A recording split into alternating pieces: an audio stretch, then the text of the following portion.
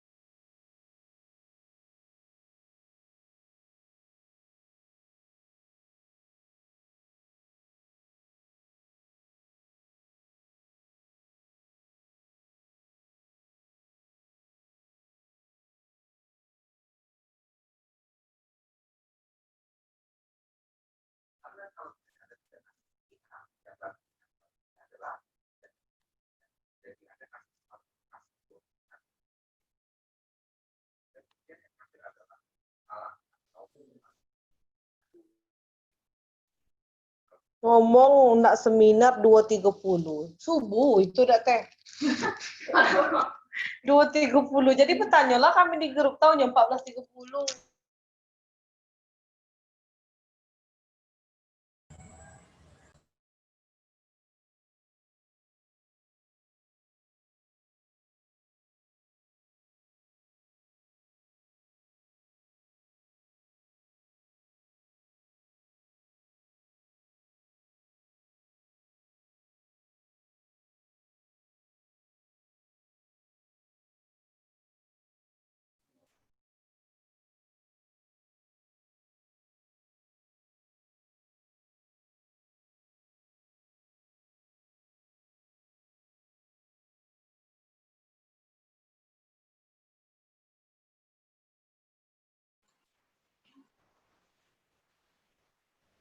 Assalamualaikum warahmatullahi wabarakatuh. Selamat sore teman-teman peserta seminar workshop Kupas Tuntas dan Pasar Modal.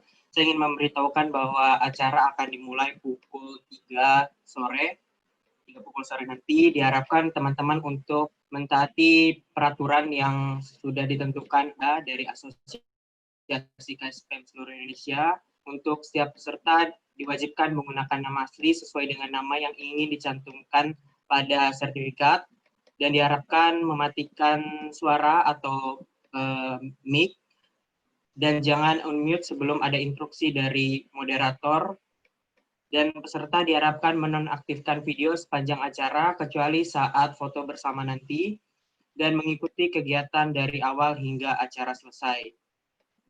Dan diharapkan juga kepada para peserta untuk menjaga jalannya acara agar tetap kondusif, dan pertanyaan dapat disampaikan melalui chat Zoom.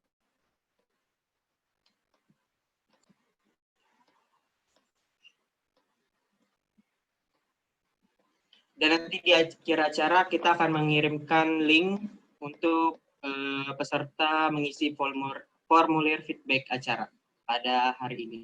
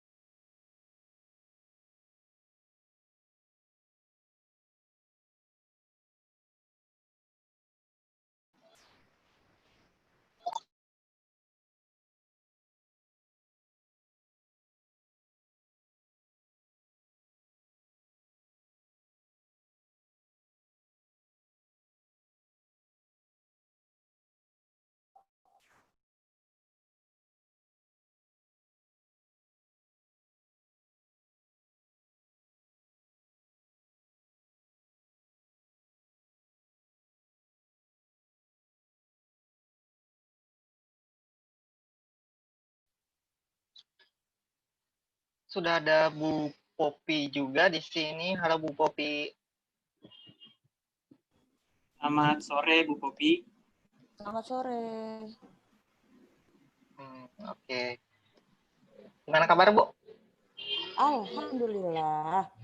Sehat-sehat. Iya. Alhamdulillah. Gimana teman-teman nih? Udah pada siap? Udah pada siap nih Bu. Udah pada siap ya? Oke. Iya. Kita sedang menunggu jam 3 ya berarti? Oke, Pak Ayub sudah masuk atau belum? Saya cek dulu nih Bu. Halo Pak Yub. Di sini sudah ada Pak Yub. Kalau sudah ada boleh di-unmute Pak Yub.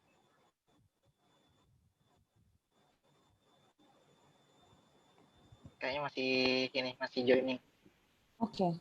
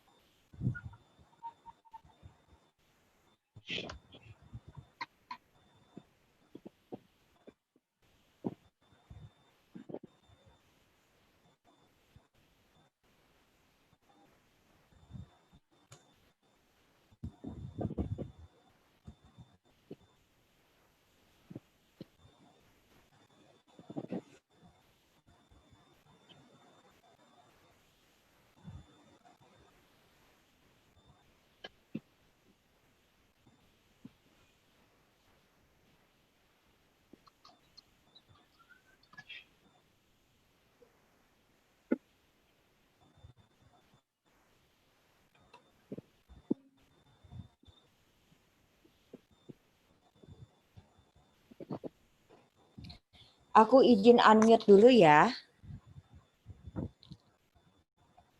Baik Ibu.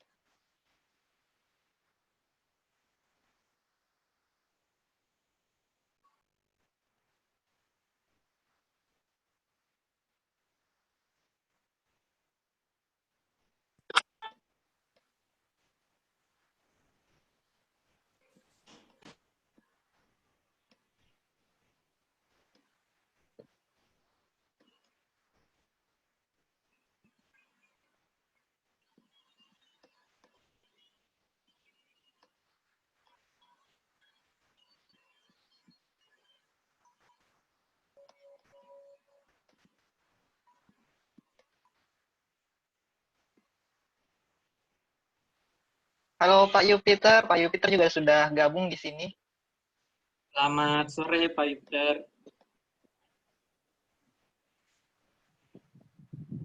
Nah,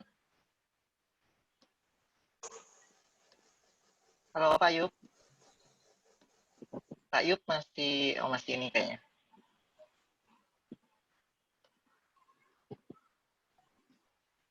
Oh, Pak Yup kedepak lagi. Terus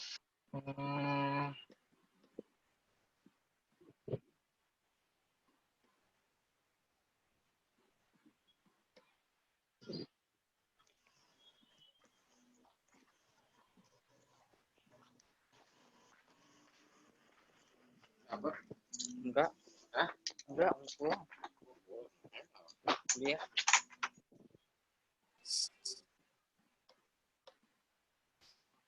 nah, di sini sudah ada Bu Meti nih. Halo Bu Meti, apa Halo, kabar selamat Bu? sore semuanya. Sore Bu Meti. Halo, selamat sore. Sudah dua. Gimana Bu kabar Bu? Gimana kabarnya Bu Baik. nih? Persiapan PSBB nih Bu ya? Hadapi dengan senyuman. Iya. Selamat sore Ibu.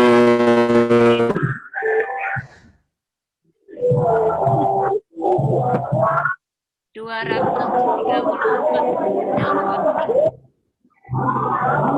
Iya. Akhir sama Teman-teman aku yang lain 350. boleh dibantu unmute. Jadi ini terus bertambah nih Bu. Iya. Terakhir sama aku 350. Yang beraksi banyak seluruh Indonesia. Iya. Bisa satu pasukan nih Bu. Yang beraksinya nih Mas Fahrizal nih.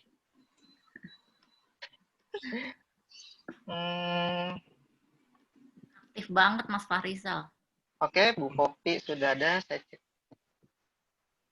Aman, Iya. sudah ada. Pak Yup aja yang belum masuk kayaknya ya. Waduh, Hmm. artisnya belum masuk. Pak Yupiternya, karena sesi pertama nanti Pak Yupiter, nanti baru sesi kedua aku Mbak Meti. Nanti kalau Tadi Pak Yup juga sempat masuk sih, kayaknya terdepak sementara. sinyal mungkin. Iya kayaknya. Iya Bu.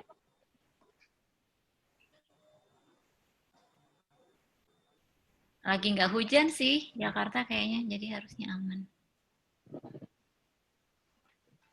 Di sini sudah ini Bu. Di sini sudah gerimis. Tebet. Seriusan? Kamu Iya Bu, di Pancoran. Iya Bu. Oh, gitu ya. Tadi sih masih aman. Bekasi kering sih. Bekasi selalu kering ya Mbak? Enggak juga sih Mbak. Beberapa kali udah mulai hujan deras. Udah punya dapat hujan. Udah dapat hujan. Tapi hari ini lagi kering. Cibubur gimana Mbak, aman? Baru nyampe. Oh, baru nyampe. Enggak, tapi nggak hujan kan di Cibubur? Kering. Oh, kering. Itu apa namanya? Lunak.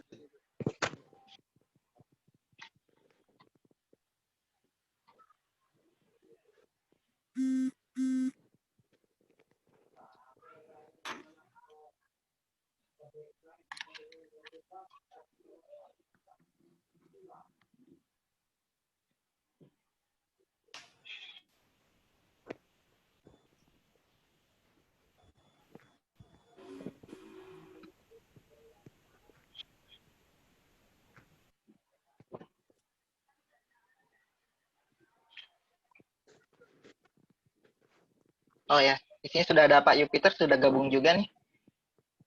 Sore Pak Yupiter.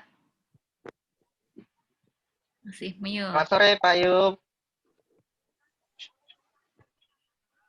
Suaranya belum keluar. Ya. Halo Pak.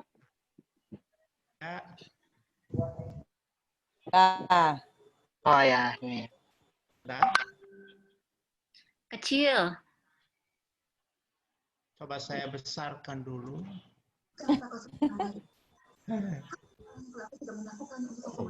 Harusnya sudah full ini. Ya. Bapak coba bicara agak panjang, Pak. Halo, selamat sore semuanya. Aman. Sudah lihat. Bagaimana? Dapatkah? Oke Pak, cukup. Sudah cukup jelas Cukup? Pak suaranya. Lanjut Iya. video. Kalau butuh saya bisa keluarkan aslinya.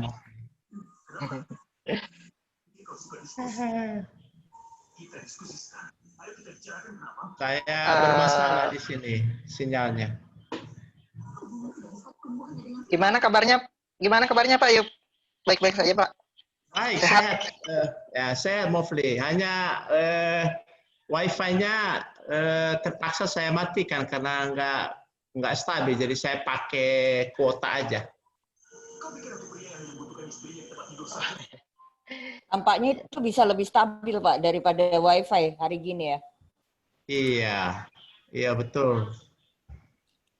Bu Popi, selamat sore, Bu. Selamat sore, Pak Yub. Ada Bu Meti, ada Mas Fahrizal. Kenalan dulu dong, Mas Fahrizal. Selamat sore Pak Yupiter. Selamat sore, Mas. Kemarin kita udah jumpa kan kemarin ya. Iya betul Pak. Ya, selamat sore. Senang bisa kita kumpul lagi di sini sore hari ini. Baik rekan-rekan semua, mohon kerjasamanya untuk mute selama kegiatan berlangsung nanti. Tadi sudah disampaikan beberapa instruksi atau peraturan dari aksi. Itu salah satunya adalah kalau mau nanti di kegiatan berlangsung itu pertanyaannya bisa melalui room chat. Kalau misalnya memungkinkan, mungkin kita bisa open mic kalau memungkinkan. Tapi teman-teman selama kegiatan ini tetap di mute dulu ya. Oke, Mas Farizal, kita sudah bisa mulai, gimana? Ya baik, bisa kita mulai sekarang. Oke, baik, teman-teman yang lain silahkan di mute mic-nya. Bismillahirrahmanirrahim. Assalamualaikum warahmatullahi wabarakatuh. Waalaikumsalam warahmatullahi Waalaikumsalam. Salam sejahtera untuk kita semua. Teman-teman apa kabar nih? Semoga baik-baik aja ya. Luar biasa sekali nih antusiasnya, walaupun sedang di masa pandemi sekarang ini ya, dan diterapkan lagi PSBB, tapi antusiasnya tetap semangat untuk mengikuti mencari ilmu gitu. Dan saya ucapkan selamat datang dalam acara seminar workshop Kupas Tuntas Penelitian Pasar Modal yang diselenggarakan oleh Asosiasi KSPM seluruh Indonesia berkolaborasi bersama di Indonesian Capital Market Institute dan Ikatan Dosen Pasar Modal Indonesia. Baik teman-teman, sebelum kita memasuki ke acara inti, ada baiknya kita berdoa menurut kepercayaan masing-masing. Berdoa dipersilakan.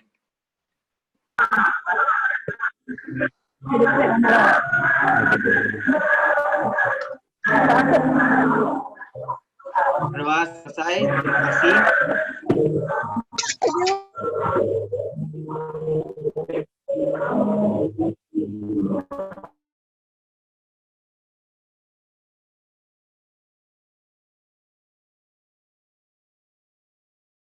Tips and trick.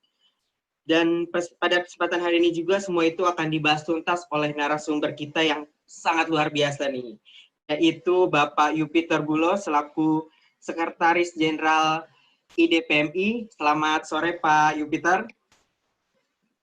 Selamat sore teman-teman semua. Salam sehat untuk kita. Dan juga Ibu Popi Kutra selaku Head of Program di Indonesian Capital Market Institute. Selamat sore Ibu Popi. Selamat sore Mas Fahrizal, selamat sore teman-teman semua. Dan pada hari ini diskusi ini akan dimoderatori oleh Mas Muflihul selaku Program Eksekutif di Indonesian Capital Market Institute. Selamat sore Mas Muflihul. Selamat sore Mas Farizal, terima kasih. Baik, kita akan lanjut ke acara selanjutnya, yaitu sambutan dari Ketua Asosiasi KSPM seluruh Indonesia. Kepada Kakak Bayu dipersilahkan.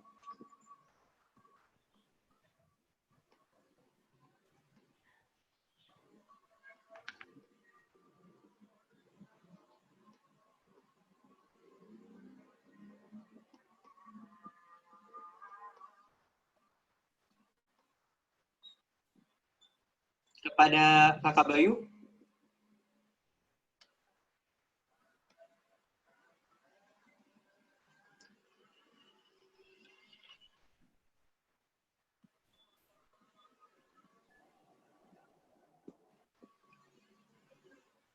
Baik, sepertinya Kak Bayu ada gangguan sinyal ya. Kita tunggu sebentar.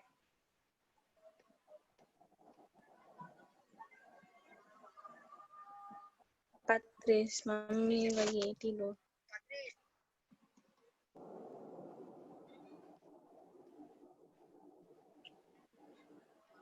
Mas Bayu.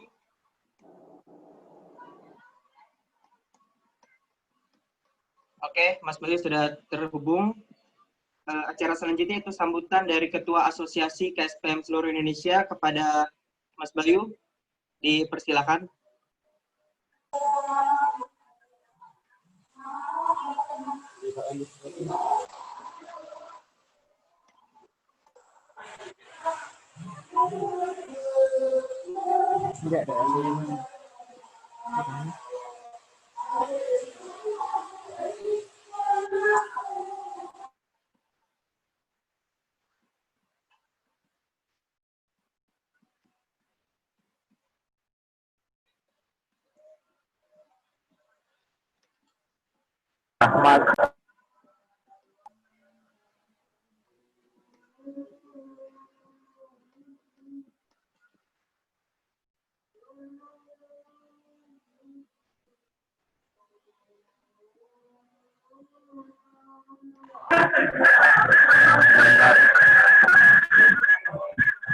Cek.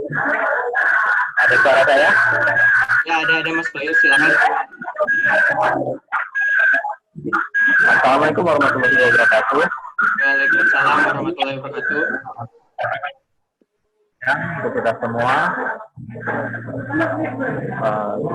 alhamdulillah kita masih dapat berkumpul secara daring dalam acara seminar aksi dan ini dengan tema kumpas tuntas penelitian pasar modal. Terima kasih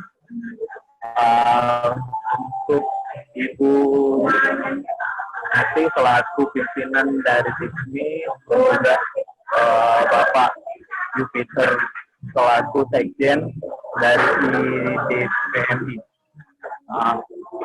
Oke.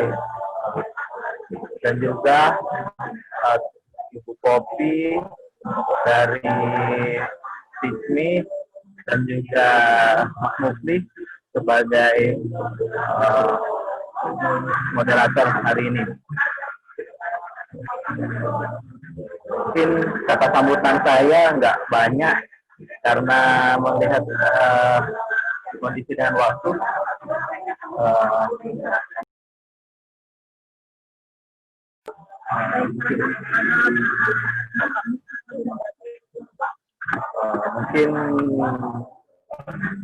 Mungkin ucapan sambutan saya ini begitu saja.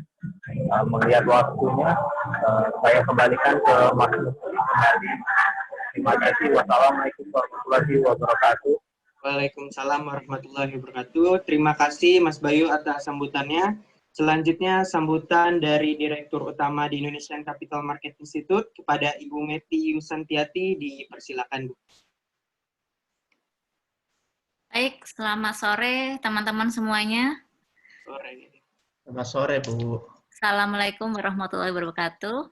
Waalaikumsalam warahmatullahi wabarakatuh. Terakhir ketemu teman-teman aksi nih kayaknya udah 4 bulan yang lalu nih. Ya. Dan senang sekali anggotanya banyak sekali ya, seluruh Indonesia. Saya lihat tadi ada dari Papua, dari Lampung, dari Banjarmasin. Seluruh Indonesia hadir di sore hari ini. Terakhir itu dengan saya itu 350 peserta dari 700 pendaftar. Saat ini 268 dan saya yakin akan bertambah terus nih dalam waktu setengah jam ke depan. Gitu. Terima kasih antusiasme teman-teman KSPM seluruh Indonesia. Saya kalau misalnya ketemu orang teman-teman KSPM tuh apa ya? kebayang kayaknya jadi keren banget gitu loh di antara mahasiswa-mahasiswa yang lain. Jadi kayaknya bisa jadi modal nih untuk cari pacar, cari calon suami atau istri. Dengan jaketnya KSPM tuh kayak udah keren banget gitu, kayak semua orang pada ngincer deh. Amin. Belum lagi itu baru tongkrongannya, baru fisiknya aja, terus belum lagi ngobrol sama teman-teman KSPM tuh kan, ada kontennya, cerdas-cerdas gitu ya, menganalisa dan lain-lain, itu tambah ganteng dan tambah cantik lagi sih, percaya banget. Oke, baik. Topik hari ini adalah untuk memberikan tips and trick ke teman-teman semua yang mungkin pada mulai persiapan untuk bikin skripsi, khususnya di pasar modal, tentang penelitian tentang pasar modal. Dan memang tantangannya kalau penelitian pasar modal di data ya. Jadi gimana ya sumber-sumber referensi kita untuk mendapatkan informasi tentang pasar modal. Nah, ini nanti akan disampaikan oleh Pak Yupiter yang sudah lama menggeluti akademisi di pasar modal gitu, dari Ikatan Dosen Pasar Modal Indonesia. Kemudian dilanjutkan dengan Ibu Poppy ya, di Head of Program TISMI yang akan membantu teman-teman gimana caranya sukses membuat skripsi penelitian tentang pasar modal. Demikian sambutan dari saya kembalikan ke Mas Fahrizal. Baik, terima kasih Bu Meti Yustantianti atas sambutannya. Baik, kayaknya nih teman-teman udah nggak sabar nih buat dengerin penjelasan dari Bu Poppy dan juga Pak Yupiter.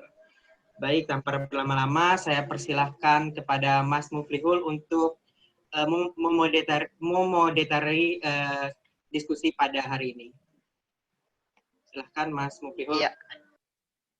Kita agak foto dulu nih sama Bu Meti. Oke. Baik, ya. Sebelum kita masuk nih ya Mas Muflihul, kita foto dulu deh bareng Bu Meti. Oke, untuk teman-teman bisa mengaktifkan kamera dulu sebentar untuk berfoto bersama Bu Meti. Jangan yang nanti di-upload ya. Jangan lupa tag TISMI, IDPMI, dan aksi tentunya. Mau tag Bu Meti juga boleh tuh. Ya kan Bu? Boleh kan Bu? Ya, Meti Yusantiati. Ya, di-follow IG-nya Bu Meti. Siapa nih yang foto? Pakai gaya apa? Oke, rekan-rekan dari aksi bisa bantu foto, screenshot. Oke, silahkan dari Mas Fahrizal pimpin ini. Oke, saya ababain ya. 1, 2, 3. Oke, ini karena ada slide selanjutnya. 1, 2, 3. Slide selanjutnya. 1, 2, 3. Slide selanjutnya. 1, 2, 3. Oke. Berlembar-lembar nih kayaknya. Iya. Baik, ini Sabar, udah yang open kamera udah semua kita foto. Yang video aja. Iya.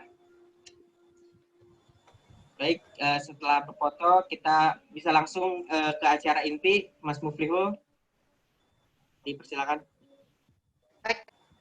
Baik, terima kasih Mas Fahrizal. Terima kasih Bu Meti juga atas sambutannya tadi, sangat menginspirasi buat kita semua, terutama untuk para mahasiswa nih yang ingin memulai penelitian tugas akhir atau penelitian skripsi mungkin.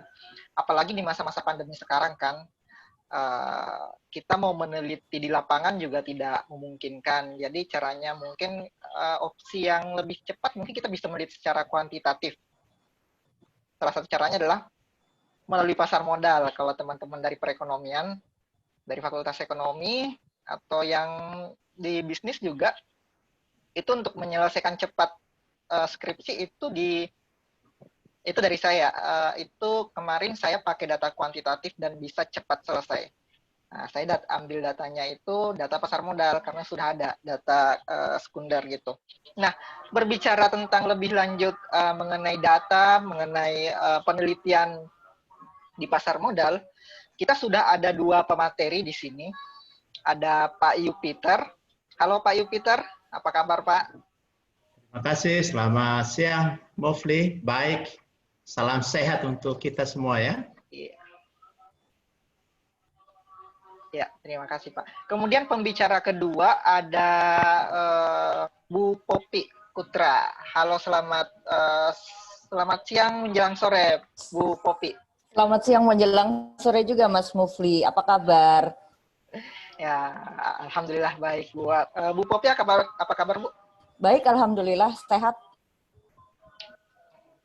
Oke, baik. Jadi teman-teman dari aksi, jadi saya memperkenalkan secara singkat kedua pembicara kita sore ini.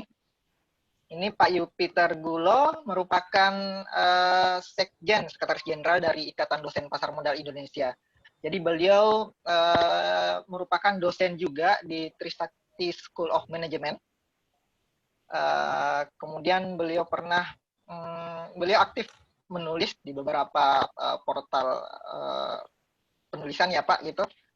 Nah, untuk lebih jelasnya nanti mungkin Pak Yup bisa memperkenalkan sendiri tentang apa-apa yang telah dilakukan, apalagi yang terkait dengan penelitian pasar modal gitu. Kemudian Bu Popi, saya perkenalkan, jadi Bu Popi ini merupakan Head of Program di Teach.me. Kemudian beliau juga merupakan dosen sejak tahun 1994 ya Bu, betul ya Bu? Iya betul. Satu kampus sama Pak Yup Iya. sebenarnya. Oh, satu kampus sama Pak Yup Satu ya di kampus sama Pak TSM. Yup. Iya. Oke, baik. Kita punya waktu sampai jam 4 kurang lebih ya gitu untuk sesi pemaparan materi. Jadi untuk sesi pertama ini oleh Pak Yupiter itu terkait dengan mekanisme mahasiswa meneliti di pasar modal. Silahkan Pak Yup, kita akan sesi ini mungkin bisa berjalan 10-15 menit ya. Nanti kalau ada teman-teman yang ingin bertanya silahkan melalui room chat langsung saja di situ. Oke. Waktu dan tempat dipersilakan Pak Yup.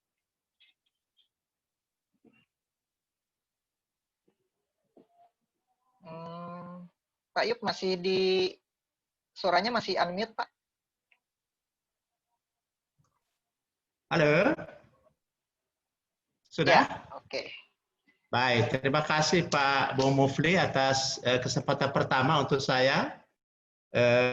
Selamat sore Ibu Meti. Ya, kita hampir setahun tidak jumpa ya Bu. Gara-gara corona. Iya Bu, ya. Selamat sore juga untuk teman-teman pengurus aksi ya yang diwakili tadi oleh Mas Bayu, kemudian juga Mas Farizal, MC, Ibu Popi, dan teman-teman mahasiswa semuanya. Mudah-mudahan acara kita sore ini lancar jaya saja ya. Amin. Ketika saya diminta untuk jadi bagian dari acara ini, saya bilang sama Ibu Popi, tidak ada alasan bagi saya untuk menolak kalau acara mahasiswa. Ya, kapan saja, di mana saja kita ready. Ya, karena memang kehidupan, pelayanan, kegiatan dan karya kita ada di kampus. Dan secara khusus penelitian adalah salah satu mata kuliah yang memang menjadi tanggung jawab saya selama ini di kampus yang saya mengajar. Baik teman-teman, jadi saya ada 10-15 menit untuk men-trigger diskusi kita sore ini. Berharap nanti lebih banyak respon teman-teman supaya apa yang dibutuhkan kita bisa langsung meng-highlight dan kita bisa mendelivery pada saat ini. Karena sesungguhnya bicara tentang metode penelitian kan nggak habis-habisnya. Ya, di beberapa kampus itu bisa 1 tahun, ya, 2 mata kuliah khusus itu. Tapi mari kita ringkaskan dalam 10-15 menit ke depan. Mas Mufli barangkali bisa bantu di share. Saya punya ada beberapa poin, ya. Boleh Pak. Ya. Oke. Nah, saudara-saudara, topik yang saya coba underline secara khusus adalah mahasiswa meneliti di pasar modal. Bahwa target kita kupas tuntas habis, tentu saja itu secara teknis. Tetapi terus terang judul ini agak sedikit menolong saya untuk membuat sebuah ikon baru ketika teman-teman mahasiswa punya minat untuk melakukan penelitian di pasar modal. Ini sangat spesifik. Tetapi minta maaf ada dua kata yang saya warnai merah di sana, saudara, yaitu no plagiarism dan no copy paste. Saya pikir ini pesan yang mewakili kegelisahan saya sebagai dosen, baik pembimbing, penguji, pengajar mata kuliah, dan ini adalah musuh kita bersama, terutama copy paste. Jadi betul-betul telah melumpuhkan, ya, pemahaman bahkan skill daripada teman-teman untuk melakukan penelitian. Dan kita tahu hasilnya adalah tidak menguntungkan. Ya, seperti saya bilang, dia melumpuhkan semuanya ketika kita mau melakukan kegiatan akademik, ilmiah, penelitian, atau apapun dia tidak bisa secara mandiri. Dan ini sangat sangat berbahaya bagi karier teman-teman. Saya mengatakan ini musuh bersama karena ini pengalaman saya membimbing dan menguji, ya, lebih separuh waktu saya untuk mengarahkan teman-teman mahasiswa agar jangan melakukan copy paste. Tetapi yang terjadi tidak mudah. Ya, makanya saya bilang ini musuh bersama. Nah, saudara, sore ini saya tidak ngomong sangat detail ya, karena itu kita butuh waktu lebih banyak. Tetapi saya datang dengan sebuah frame berpikir yang menolong kita untuk menyadari bahwa penelitian secara filosofi dan secara prinsip sebetulnya pemahamannya, understanding-nya jauh lebih penting daripada sekedar mengolah data. Karena mengolah data sekarang tersedia berbagai fasilitas dan software, bahkan kita bisa minta bantuan orang lain. Tetapi secara filosofi, memahami tentang apa yang sedang diolah, apa yang mau dihasilkan, dan ini untuk apa, itu yang jauh lebih penting menurut saya. Nah, oleh karena itu, catatan-catatan lepas saya ini lebih banyak nanti mewarnai itu, tetapi hal teknis tentu saja boleh kita berbicara. Saya lihat nanti Bu Popi mungkin agak lebih banyak menggeliti kita untuk hal yang sangat teknis, terutama terkait dengan data. Jadi nampaknya mulai sekarang saya akan mulai datang dengan mari kita melawan plagiarisme dan terutama copy paste dalam menulis skripsi untuk teman-teman mahasiswa di kampus. Berikut, Mas Mufli. Nah, saudara, saya pikir ini catatan ini penting, ya. Semua kita juga sudah tahu, yaitu skripsi, tesis atau disertasi atau sejenisnya, sesungguhnya itu adalah hasil daripada penelitian. Ini perlu kita pahami bersama karena banyak teman-teman mahasiswa kesannya membuat skripsi itu sepertinya membuat skripsi seakan-akan menghasilkan skripsi. That's all. Padahal sesungguhnya skripsi itu adalah hanya sebuah bentuk. Sama dengan tesis, sama dengan disertasi, bahkan sama dengan sebuah artikel biasa sebetulnya. Tetapi hasil akhirnya apa sebetulnya? Hasil akhirnya adalah itu merupakan hasil penelitian. Artinya apa? Disertasi, tesis, skripsi itu adalah sebuah produk dari kegiatan yang disebut dengan penelitian. Faham ya? Kalau begitu, Berarti yang harus kita pahami sekarang adalah bagaimana melakukan penelitian itu, saudara-saudara. Kalau skripsi sendiri kan relatif itu sudah ada pakemnya itu. Tesis juga sudah ada pakemnya. Disertasi juga sudah ada pakemnya. Karena setiap sekolah, setiap lembaga punya semacam panduan teknisnya. Tetapi substansinya sama, yaitu ini adalah sebuah kegiatan ilmiah yang disebut dengan penelitian. Nah, kalau begitu ya memang kita harus kupas tuntas adalah sebetulnya bagaimana cara melakukan penelitian itu. Melakukan penelitian juga saya pikir tidak terlalu sulit, saudara-saudara, karena ada panduan teknisnya. Mulai dari perumusan masalah sampai kepada pengumpulan data, teknik analisis, penyajian, penulisan, dan seterusnya. Itu juga teknis. Tetapi ada yang lebih mahal di balik itu, saudara-saudara. Yaitu sebetulnya ini untuk apa sih semuanya? Untuk apa sih bikin penelitian? Untuk apa sih bikin skripsi? Kan begitu. Nah, saya mau meringkas itu ya biasanya itu sekitar 3 minggu perkuliahan, saya ringkas dalam 1-2 menit saja. Coba Mas Mufli kita lihat yang berikutnya. Nah, saudara-saudara, yang pertama adalah ini. Hakikat daripada penelitian itu sesungguhnya adalah hakikat manusia. Itu poinnya. Hakikat penelitian adalah hakikat manusia. Apa hakikat manusia? Salah satunya adalah memiliki rasa ingin tahu. Tanpa rasa ingin tahu, tidak ada kegiatan ilmiah, tidak ada kegiatan penelitian, tidak ada kegiatan penulisan-penulisan. Tidak ada. Karena ada rasa ingin tahu. Tapi rasa ingin tahu itu sebetulnya untuk apa, saudara-saudara? Hanya satu sebetulnya tujuannya, yaitu untuk memperoleh kebenaran. Ini poinnya. Melakukan penelitian berarti kita sedang mencari kebenaran. Semua orang mencari kebenaran dalam hidup. Tanpa kebenaran, you nggak bisa kemana-mana. Saya nggak bisa kemana-mana. Tapi I like do everything because saya punya kebenaran. Saya tidak melakukan sesuatu yang tidak punya nilai kebenaran. Nah, kalau begitu, apakah kebenaran itu hanya melalui penelitian, saudara-saudara? Tidak. Menurut Kerlinger, ini sebuah buku klasik yang saya sangat suka, yang jumlah halamannya itu ada 1000 halaman. Dia mengatakan bahwa metode untuk mencari kebenaran itu ada 4. Yang pertama adalah method of tenacity. Itu cara mencari kebenaran, bahwa kebenaran itu adalah milik Tuhan. Tuhan tidak bisa kita persoalkan, karena Tuhan adalah, Allah adalah kebenaran absolut. Biasanya dalam keimanan. Yang kedua adalah method of authority.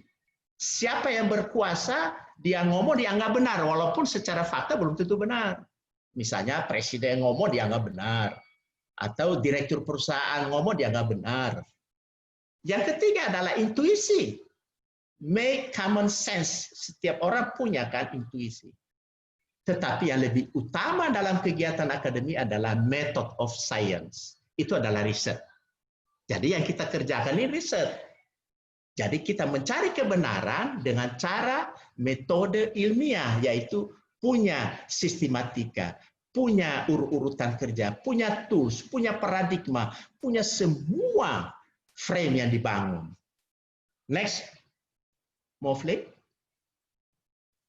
Nah, kalau begitu, saudara, kita ingin mencari kebenaran. Sebetulnya ini adalah sebuah frame yang saya bangun sejak saya mengajar metodologi dan melakukan penelitian sejak 35 tahun yang lalu. Sebetulnya penelitian itu sangat sederhana. Dalam agak sedikit teknis, yaitu proses bertanya dan menjawab. Anda bertanya, kita cari jawabannya. Banyak orang bertanya tapi tidak berusaha mencari jawaban. Banyak orang bertanya tapi jawabannya asal-asalan. Pertanyaan itu menunjukkan problem, saudara-saudara. Berarti penelitian sesungguhnya harus dimulai dari problem. Tanpa problem tidak ada penelitian. Kenapa ada problem? Karena di sana ada semacam gap yang dihadapi manusia. Walaupun tidak semua problem bisa dijadikan penelitian. Jadi sebetulnya penelitian adalah bertanya dan menjawab. Jawaban terhadap pertanyaan di dalam teknis metodologi penelitian disebut sebagai konklusi. Dan kita anggap itu sebagai sebuah kebenaran. Konklusi bukan summary, tapi konklusi adalah jawaban terhadap problem. Dan itu dianggap kebenaran. Ingat, tadi kebenaran kan yang kita cari. Tapi kebenaran yang sifatnya relatif. Ya, bukan kebenaran absolut. Kebenaran absolut hanya ada di dalam Tuhan yang kita imani, kita yakini. Kebenaran secara ilmiah adalah kebenaran relatif. Artinya apa? Kesimpulan atau kebenaran yang dicapai dalam penelitian adalah harus bisa dipertanyakan lagi.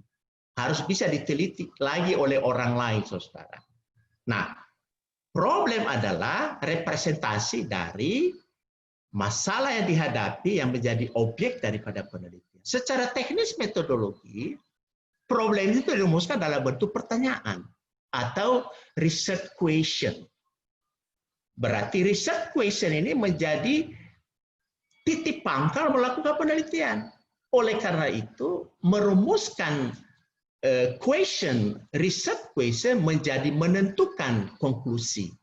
Harus selektif membuat kan pertanyaannya. Jangan salah membuat pertanyaan untuk membuat konklusi. Dalam ranah ilmiah penelitian yang dilakukan di dalam dunia akademik, untuk membuat konklusi itu sebetulnya tidak semudah yang kita bayangkan karena harus dibangun berdasarkan data. Berarti problem ada, kita rumuskan masalah, kita cari datanya, nanti ini akan dibahas oleh Ibu Popi, mengumpulkan data, data dianalisis, lalu dibuat konklusi. Ya, misalnya, apakah ada pengaruh perilaku milenial saat ini terhadap kinerja daripada pasar modal Indonesia? Ada nggak? Bisa saja secara teori bilang ada lah. Tetapi bisa diterima nggak kesimpulan itu? Nggak bisa kalau tidak ada data. Buktikan dulu. Oleh karena itu, data harus dikumpulkan. Saudara, untuk mengumpulkan data ini membutuhkan satu proses yang panjang yang disebut dengan konseptualisasi penelitian. Atau kita bikin modeling. Di sini kita akan membangun apa itu variabel, apa itu indikatornya, apa itu definisinya, dan seterusnya. Sampai kepada menentukan populasi, sampai dan seterusnya. Setelah ini data dikumpulkan, lalu dianalisis. Analisis pun ini berdarah-darah biasanya, kan teman-teman mahasiswa biasanya ya bisa tarik nafas berkali-kali karena di sini kan ada banyak hitung-hitungan. Tapi saya mau bilang itu tool, saudara, tidak sulit itu. Ya, yang lebih penting adalah teknik analisis itu harus menggaransi bahwa data yang sudah dikumpulkan itu benar-benar mampu menjawab pertanyaan penelitian, mampu memberikan konklusi terhadap masalah yang sudah dirumuskan. Jadi problem ya masalah penelitian harus dirumuskan secara benar, secara metodologis karena itu menentukan konklusinya. Jadi sesungguhnya penelitian, saudara-saudara, ini ada di segitiga ini. Ya, biasanya awalnya yang sulit adalah menemukan masalahnya ini. Ya, kalau sudah ketemu masalah kan sesungguhnya kita sudah tahu konklusinya, toh? Ya, apalagi kalau kita buat hipotesa misalnya. Hipotesa itu kita sudah buat jawaban sementara. Dan itu tugas daripada teknik analisis untuk membuktikan benar nggak hipotesis kita itu. Kalau begitu, di sini kita lebih banyak nanti harus berlatih, merumuskan masalah dan mengumpulkan data. Sehingga saya senang bahwa hari ini Teach Me betul-betul mensupport untuk membuka kotak Pandora tentang data yang tersedia di dalam bursa efek itu. Yang berikut, Mufli.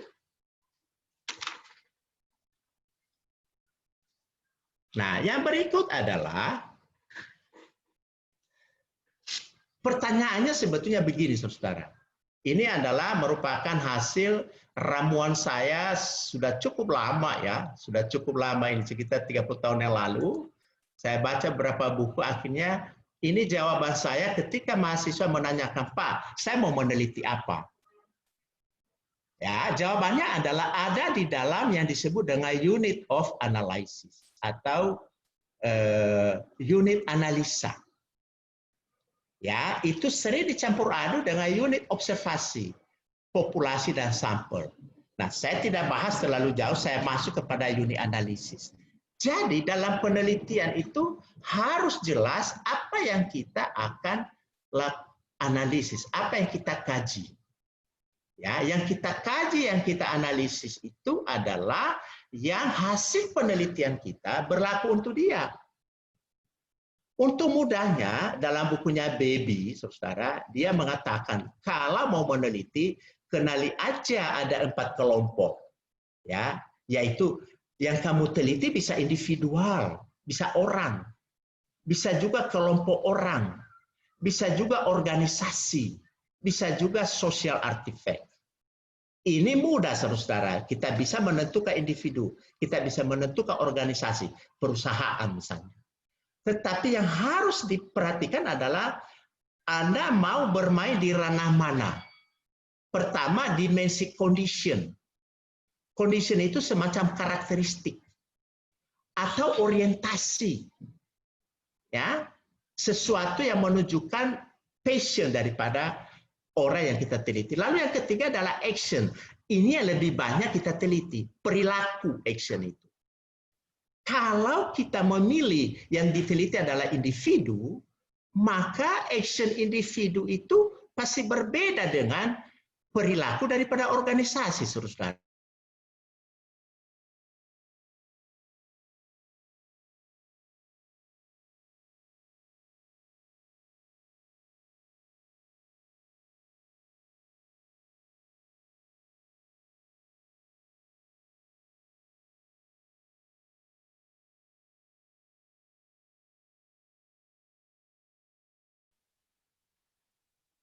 Halo, sepertinya nge-freeze. Pak Yub nge-freeze ininya jaringannya, atau mungkin device-nya lagi nge-freeze. Kita tunggu sampai respon lagi. Oke, baik. Sambil kita menunggu Pak Yub, bentar, saya lihat dulu Pak Yubnya apakah terdepak apa masih ada di sini? Masih terganggu. Oh, masih. Oke. Ya, silakan Pak, lanjut Pak. Oke, yang berikut Mufli, yang berikut. Nah, yang berikut adalah tentang semacam matriks isu yang perlu kita teliti kalau bicara pasar modal. Ya, saudara. Jadi, pertanyaan saya sekarang, kalau kita melakukan penelitian di pasar modal, berarti kita harus memahami itu pasar modal itu apa. Pasar modal itu adalah pasar, pertemuan antara investor dengan investor. Ya kan? Investor dengan penyedia jasa gitu. Yang diperdagangkan adalah yang disebut dengan efek dan semacamnya. Nah, yang kita mau teliti siapa? Pilihannya yang pertama adalah investor. Itu yang disebut dengan individual. Kalau kalian tertarik untuk meneliti investor, berarti ranahnya adalah biasanya perilaku dari investor itu. Misalnya baru-baru Teach Me kan ada semacam survei tentang perilaku milenial toh di dalam berinvestasi. Itu contoh yang bagus. Berarti perilaku milenial dalam melakukan investasi di pasar modal. Berarti yang diteliti dari perilaku milenial apa saja bisa mencakup kondisinya, karakteristik daripada investor milenial. Kemudian orientasi daripada milenial ini, passion mereka kemana, arah mereka kemana. Kemudian apa yang mereka lakukan, actionnya. Mereka pilih saham apa? Mereka lebih memilih bermain di skala yang mana, mereka mengambil keputusan membeli saham seperti apa, dan seterusnya. Yang kedua adalah bisa juga kalau memang ada grup-grup investor. Ya, ada kelompok-kelompok orang yang bergabung dalam sebuah paguyuban lalu melakukan investasi di pasar modal. Itu juga bisa menjadi unit analisis yang bisa dipilih. Apanya nanti dari perilaku mereka itu yang menarik. Ya. Lalu biasanya ini yang banyak saudara. Organisasi atau perusahaan, ya, apakah itu emiten, broker, anggota bursa, manajer investasi atau whatever. Ini yang paling banyak. Nah, kalau ini yang menjadi unit analisis penelitian kita, maka tentukan dulu apakah perilaku mereka yang diteliti. Tentu saja ini kan bukan orang, tahu saudara-saudara. Ini adalah keputusan-keputusan yang diambil oleh perusahaan. Ada mahasiswa saya bertanya, Pak, kalau saya meneliti di pasar modal itu, tetapi saya tertarik kepada perilaku investornya. Saya bilang kalau perilaku itu berarti data yang kamu butuh adalah data sekunder. Karena itu perilaku tuh yang kita teliti. Ada mahasiswa saya bilang, Pak, malas meneliti investor, capek. Mau apa? Saya mau data sekunder aja seperti tadi Pak Mufli bilang. Oh, kalau begitu yang kamu teliti adalah perusahaannya. Berarti kamu lebih banyak menganalisis tentang strategi yang sudah diambil oleh perusahaan, kan? Entah itu strategi di dalam melakukan pertumbuhan, strategi di dalam memenangkan market, strategi di dalam dan seterusnya. Kalau kita bicara strategi, berarti kita bicara apa? Kita bicara data sekunder, bukan data primer. Kalau data primer, saudara, berarti itu adalah perilaku. Perilaku investor, perilaku masyarakat dalam berinvestasi, dan seterusnya. Nah, bagian ini tentu membutuhkan waktu untuk mendiskusikannya secara detail. Saya berharap suatu saat kita kupas tuntas bagian perilaku investor atau perilaku emiten. Yang berikut, Pak Mufli. Sorry, Pak. Tinggal 2 menit. Itu boleh? Ya. Ini singkat sekali berikutnya. Bahkan bisa 1 menit. Nah, saudara yang berikut adalah Anda harus paham, ini penting, bahwa melakukan penelitian dia punya norma atau nilai. Ya, ini sekaligus tadi melawan plagiarisme dan copy paste. Pertama, prosedurnya bersifat umum. Jangan melakukan penelitian dengan prosedur tersembunyi, harus open.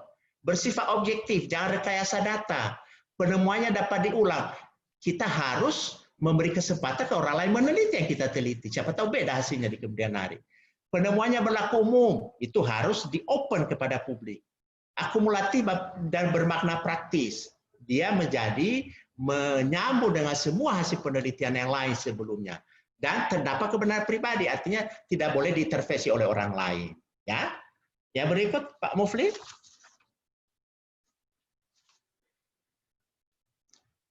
Ya, ini yang sebetulnya pesan saya lebih bagus, saudara. Ya, moral penelitian kokoh dalam akan mampu menghadirkan pembaharuan kualitas kehidupan manusia yang lebih baik. 2 hal itu yang saya titipkan pada kita mulai sekarang, yaitu jangan copy paste dan jangan plagiarisme.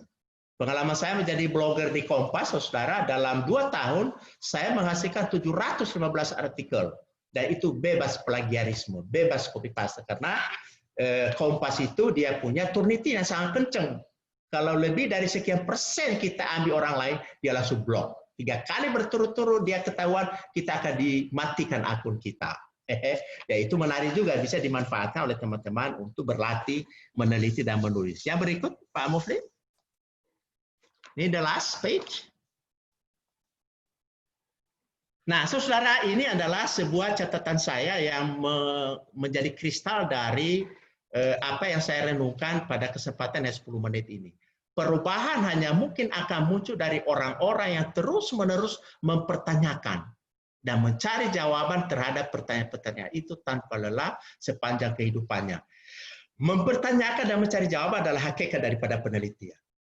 Tanpa kita bertanya dan tanpa kita mencari jawaban, tidak akan ada penemuan, tidak akan ada pembaharuan, dan kita akan digilas oleh penelitian orang lain, oleh bangsa lain. Mufti, itu dulu catatan saya, mudah-mudahan ini menjadi trigger untuk teman-teman mahasiswa kita melakukan diskusi. Terima kasih, mohon maaf kalau ada salah-salah kata. Selamat sore. Baik, terima kasih Pak Ayub atas materi pertamanya. Kita langsung pindah ke materi kedua aja langsung nih. Sambil saya baca-baca pertanyaan-pertanyaan yang terpilih nanti yang sempat bisa kita bahas bersama-sama. Langsung aja nih, Bu Popi. Oke, Boleh selamat sore teman-teman semua. Selamat sore Bu Meti, Pak Yupiter, dan Mas Mufli. Melanjutkan presentasi dari atau materi dari Pak Yup. Jadi saya berterima kasih sekali nih, hari ini Pak Yup sudah memberikan insight yang luar biasa buat kita, buat teman-teman semuanya, bahwa prinsip utama di dalam sebuah penelitian, apakah penelitian itu nanti menghasilkan skripsi, tesis, ataupun disertasi, itu adalah no 2. Yang pertama adalah no plagiarism, dan yang kedua adalah no copy paste, gitu ya. Nah, ini prinsip yang harus dijaga sama teman-teman semuanya, karena sekali lagi teman-teman itu kan sudah mahanya siswa ya. Jadi mudah-mudahan kita belajar sebagai mahasiswa itu tidak hanya belajar untuk mencari nilai, tidak hanya belajar untuk mencari ilmu, tetapi belajar mengembangkan diri kita menjadi lebih berintegrasi. Karena kalau kita ada di pasar modal, kunci pertama kita adalah integritas, gitu ya. Dan itu harus mulai dilatih mulai dari sekarang. Nah, saya mohon izin untuk men-sharekan beberapa. Saya akan cepat di presentasi, tetapi nanti kita main-main web ya, biar nggak bosen nih teman-teman. Kalau ini doang kan pasti bosen ya. Oke, jadi teman-teman untuk siap, kayaknya belum ada yang nggak kenal Teach Me deh ya. Tapi kalau misalnya kita mau, saya boleh memperkenalkan diri kembali. Teach Me itu adalah sebuah anak usaha, salah satu dari banyak anak usaha yang dimiliki oleh self-regulatory organization, yaitu Bursa KPI dan KSE, di mana Teach Me diamanahi tugas sebagai pusat edukasi, pusat sertifikasi, dan pusat referensi pasar modal Indonesia. Nah, ini berat nih tugasnya. Nah, tapi karena kita memiliki tugas sebagai pusat referensi, kalau kita nyediain referensi tapi nggak ada yang pakai kan sayang-sayang ya. Jadi hari ini saya mau cerita apa aja sih referensi yang dimiliki oleh Teach Me, ya. Nah, kalau mohon izin saya menyimpulkan sekilas dari yang sudah disampaikan Pak Yup. Saya nggak suka nulis banyak kata-kata, saya pakai gambar aja. Teman-teman, kalau saya nggak salah, mohon maaf Pak Yup, kalau saya salah tolong dikoreksi. Seharusnya sebuah penelitian yang baik dan benar itu alurnya ngikut jalan yang di atas. Tadi bertanya, merumuskan masalah, mencari referensi, merumuskan hipotesa atau tadi setengah jawaban ya Pak Yup ya. Kemudian hipotesa itu tadi diuji dengan penelitian, dengan pengambilan data. Nah, begitu sudah mendapatkan sebuah kesimpulan, maka teman-teman akan menuliskan hasil penelitiannya di dalam sebuah tulisan. Nah, tulisannya itu yang namanya beda-beda nih. Kalau S1 skripsi, S2 tesis, S3 disertasi. Gitu ya. Nah, sekarang saya banyak melihat fenomena dari para mahasiswa. Kenapa sih plagiarisme itu kencang? Kenapa sih kopas itu kencang? Mungkin kalau dalam level saya atau Pak Yup atau Bu Meti yang memang sudah biasa melakukan penelitian, mungkin mengikuti alur penelitian ilmiah seperti ini nggak masalah, gitu ya. Tapi buat teman-teman, aduh Bu, ini nemuin masalahnya gimana ya caranya? Yang ada nanti saya cari-cari masalah, gitu ya. Bukan menemukan masalah, tapi malah cari-cari masalah. Nah, teman-teman, jadi kalau misalnya saya simpulkan di sini ya, ini kan, kok mati? Wait. Mati lagi. Oke. Nah, menyimpulkan, sebentar. Sorry ya.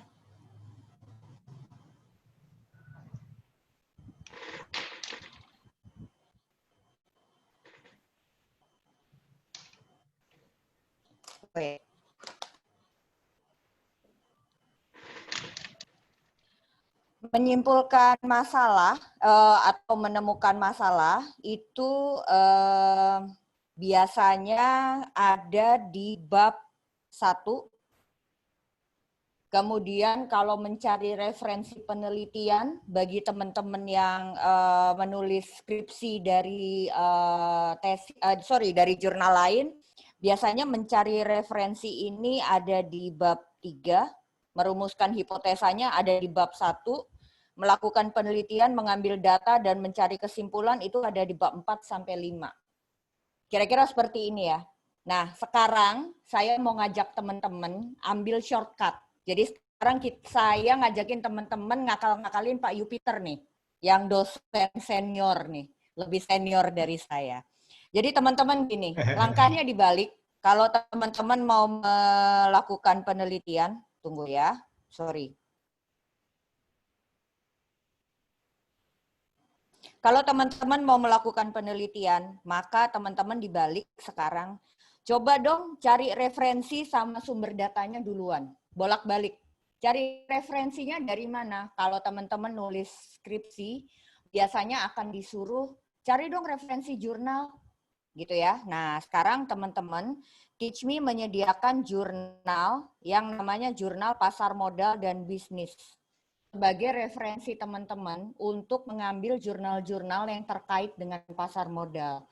Saat ini memang kita baru terbit 2 tahun, sudah menerbitkan 4 kali edisi. Berarti teman-teman kalau kita minimal menerbitkan 7 aja, teman-teman sudah mendapat 28 jurnal di situ. Nah, teman-teman bisa browsing tuh jurnal-jurnalnya kayak apa. Teman-teman baca dulu jurnalnya, terus lihat contoh datanya yang dibutuhkan apa. Baru habis itu teman-teman ke tahap berikutnya. Kadang-kadang jurnal yang kita pilih, datanya belum tentu ada, teman-teman. Jangan sampai kejebak, kita maju ke dosen pembimbing, ke Pak Yup nih misalnya, tapi oh kayaknya keren Pak, ini saya sudah punya nih jurnal nih Pak. Tapi begitu turun ke lapangan, datanya nggak ada. Dan mau sampai kapan teman-teman bakal diuber-uber sama Pak Yup untuk menyelesaikan materi-materi atau skripsinya seperti itu. Nah, jadi teman-teman harus bolak-balik nih di situ. Cari jurnal, cek datanya, ada atau enggak. Kalau datanya enggak ada, tinggalin. Berarti jurnal itu nggak usah dipakai, data itu nggak usah dipakai. Cari jurnal yang lain lagi, dengan topik yang lain lagi.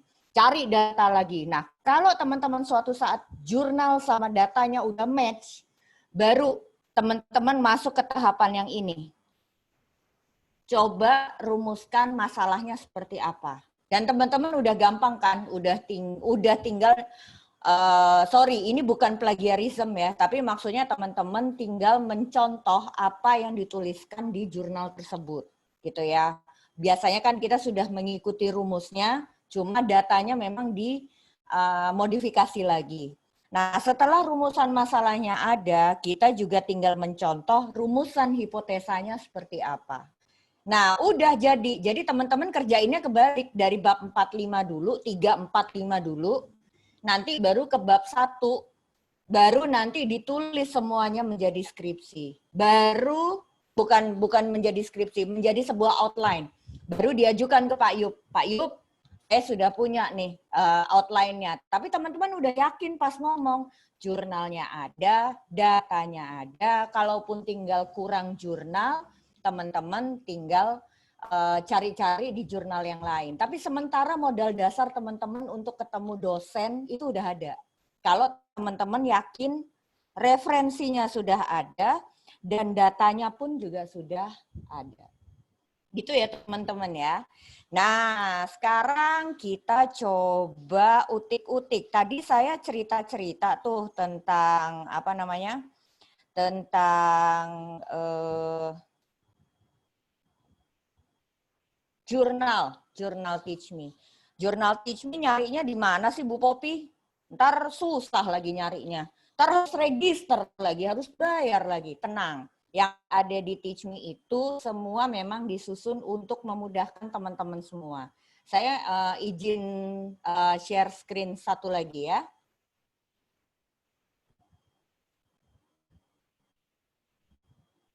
Oke.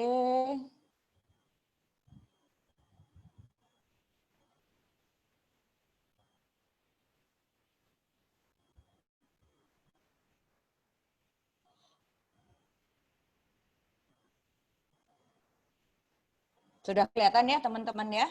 Nah, jurnal pasar modal dan bisnis, itu teman-teman bisa cari di sini. Teman-teman kalau googling itu, sebentar. Oke. Ini ya, teman-teman bisa cari jurnal pasar modal dan Teach Me dengan alamat journal.teachme.co.id. Kalau mau lengkap seperti ini silahkan. Silahkan di screenshot, silahkan di foto. Ini modal untuk cari referensi pasar modal. Penelitiannya apa aja. Tadi ada yang bertanya tuh kayaknya di chat. Kalau penelitian kualitatif atau survei boleh nggak ya? Boleh, kenapa enggak? Nah, ini saya coba tunjukkan. Ini ada, kalau volume itu berarti menunjukkan tahun ya, karena jurnal Teach Me hanya menerbitkan 2 kali setahun, maka hanya ada nomor 1 dan nomor 2 untuk setiap volumenya. Nah, pada saat kita menerbitkan yang nomor 1 di volume 1, itu saya salut sama seorang dosen di Jawa Tengah, kalau nggak salah di Unika Sugia Pranata Semarang. Nah, itu beliau menuliskan tentang, tunggu ya, mana ya? Nah, ini dia. Pola, kelihatan kan ya teman-teman? Pola strategi investasi investor individu saham. Nah, dia bagi nih, ada generasi X, generasi X dan generasi Z. Nah, jadi teman-teman bisa ngecek ke sini. Oh, kalau mau melakukan penelitian yang sifatnya harus melakukan survei, yang tadi Pak Yub bilang kelompok investor atau investor, teman-teman bisa mengacu ke sini. Nah, kalau teman-teman mau misalnya, kan sekarang lagi zaman ya, medsos segala macem ya, itu ada nggak sih efeknya ke bursa efek ya? Ternyata ada loh yang meneliti tentang tweetnya saham. Dari Twitternya IDX dia teliti, kayak apa sih gitu. Jadi teman-teman ya, kalau mau nulis topik-topik tentang pasar modal tuh isinya nggak cuma pengaruh titik terhadap IHSG atau kebalik pengaruh IHSG terhadap titik itu udah dilakukan udah dari sekian puluh tahun yang lalu. Jadi itu udah ketinggalan zaman. Sekarang itu penelitian tentang pasar modal itu udah luar biasa maju dan kadang-kadang topik-topiknya itu udah luar biasa. Dan teman-teman tahu nggak? Teman-teman nanti kalau udah selesai nulis skripsi nih, itu teman-teman beserta dosen pembimbingnya boleh memasukkan skripsi ini menjadi artikel yang dimuat di jurnal Teach Me. Jadi nanti teman-teman tulisan skripsinya akan menjadi acuan bagi teman-teman mahasiswa lain. Jadi namanya bisa tambah keren dong gitu ya. Nah, kalau mau memasukkan artikel, teman-teman browsing semua di sini semua ada ya cara-caranya bagaimana sih untuk submit dan sebagainya. Kalau masih bingung boleh nanya-nanya ke Mas Mufli. Mas Mufli ini kuncennya jurnal Teach Me. Jadi silakan nanya nih, ini caranya Mas kalau mau masukin kayak apa ya Mas gitu. Boleh ya, silakan. Dan saya salut sama Richard. Richard ada nggak ya hari ini? Tadi saya lihat sih namanya. Ada ya? Ya. Richard selamat ya. Richard udah memasukkan penelitian loh bersama dosennya Ibu Feni Anindya dan itu sudah dimuat di jurnalnya Teach Me yang barusan terbit Agustus kemarin di volume 2 nomor 2. Gitu. Tuh, sudah ada buktinya ya bahwa mahasiswa mampu menulis dan mampu dimuat di pusat referensi pasar modal Indonesia. Keren tuh Richard. Lanjutin ya Richard ya. Dan teman-teman lain juga nggak boleh kalah sama Richard. Oke, berikutnya nih teman-teman. Bu Popi, kadang-kadang kita tuh dapat informasi tuh susah. Susahnya gimana? IDX itu suka ketinggalan update, suka ketinggalan, kita cari laporan tahunan, tapi adanya cuma laporan tahunan tahun 2018 misalnya. Nah, teman-teman biasanya ngelihat ke sini. Aku kasih bocoran ya. Oke, teman-teman kalau mau ngecek laporan keuangan dari webnya IDX. Ini ada shortcut. Teman-teman ketiknya ini supaya muncul. Sebentar ya. Aku cek.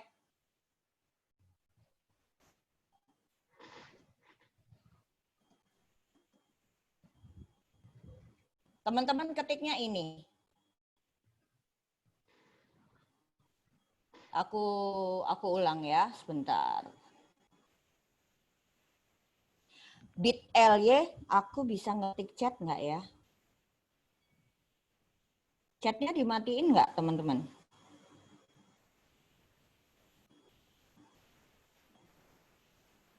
Bisa, Bu. Bisa? Oke, wait.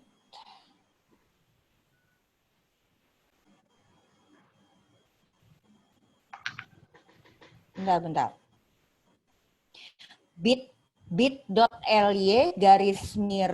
/data saham IDX. Aku coba ya. Sekali lagi ya.